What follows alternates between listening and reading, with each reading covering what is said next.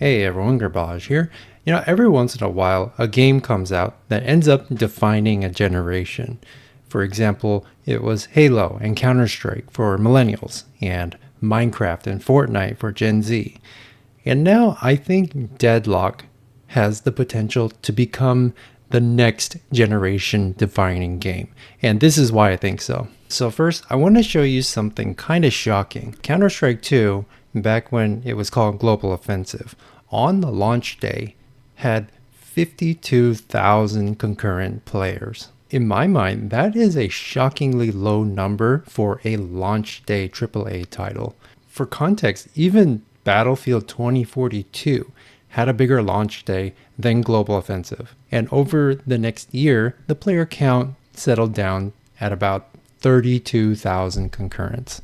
By all metrics, Global Offensive should have been considered a flop. 32,000 concurrents, I mean, that's not anything to sneeze at. You can definitely sustain a live action game with 32,000 concurrents, but this is a AAA game we're talking about here. Of course, it didn't stay that way forever, and 14 years since launch, Counter-Strike 2 now regularly clears 1.5 million concurrent players, which is an absolutely astronomical number of players. I think a lot of people have this idea about the life cycle of video games, where every video game will have a massive spike of players at the very beginning, and over time will slowly begin to lose players until it reaches a minimum where it just kind of stagnates for the rest of time. But there is a different type of game, one that starts out small, but through years of consistently making small incremental improvements to the game, a game like Counter-Strike can continue growing players basically indefinitely. And it's a very similar story for games like Rust,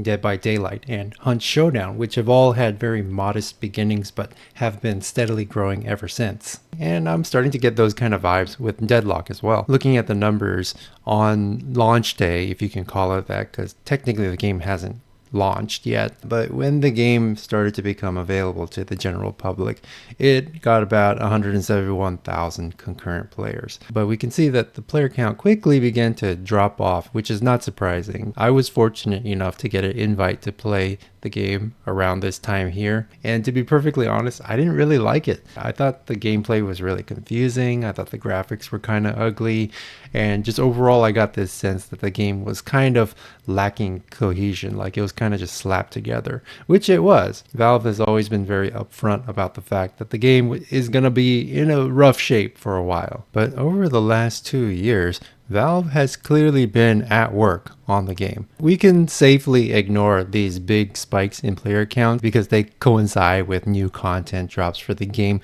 What I'm more interested in is seeing how the player count grows on average over time. And it does seem like we might be starting to see a positive trend. Right. Just recently, I took a look at Deadlock again after not playing for a while, and Valve has definitely been making improvements to the game. The art direction and the character designs feel a lot more cohesive. It seems like at this point, Valve has really settled on a sort of direction to go as far as aesthetics for the game is concerned. The gameplay is still a little bit confusing and a little bit unintuitive, but they have made some improvements in that regard as well. And ultimately, I don't think that Deadlock is ever going to be a game that I get super into, because it's not for me, which is fine because the game isn't meant for me. It's meant for the next generation, specifically Generation Alpha. And this generation right now, they're pretty young. I think the oldest among them are just starting to enter into their teenage years, but a lot of them are like 6-7 years old. And I don't know a whole lot of 6-year-olds who are really all that interested in like competitive gaming. But in like 5 years, these kids are all going to be at that age where they're really starting to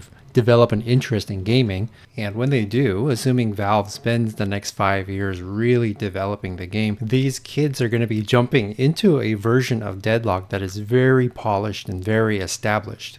And that's why I say that Deadlock is a generational opportunity for Valve, because if they play their cards right and they make this game the best that it can possibly be, there is a chance that this game will become the #1 game that all Gen Alpha kids want to play.